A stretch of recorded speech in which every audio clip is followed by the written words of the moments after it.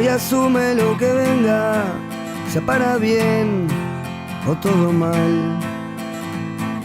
Y aunque pierda lo que tenga, se va a morder para aguantar. Hoy que claro ve las cosas que ayer no vio ni va a exigir. Sobre su pena se posa, quiere entender para seguir.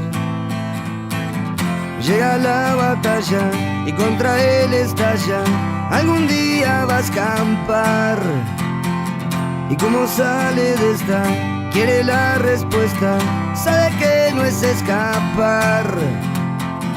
Hoy qué raro que lo miran, se pone en pie y quiere hablar. Y a su boca se le olvida lo que una vez quiso explicar. Su paciencia va a montar todo un circo para verlo desfilar. Al dolor que supo ser y al que ahora ya no quiere ver volver.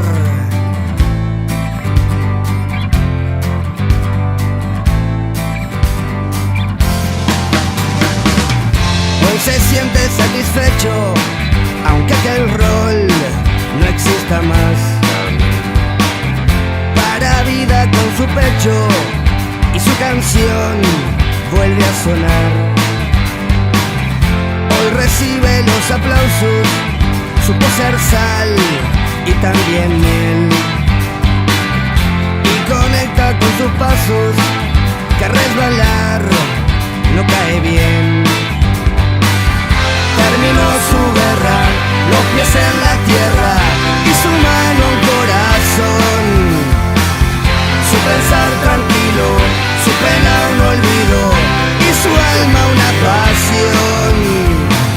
Y hoy asume lo que venga, sea para bien o todo mal.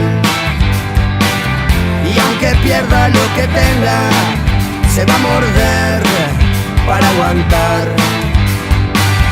Su paciencia va a montar todo un circo para verlo desfilar. Al dolor que supo ser y al que ahora ya no quiere ver volver. Se refugia en un farol y entre dos flores que siempre apuntan al sol. Así cruza su pared, me sonríe y rompe con su propia red.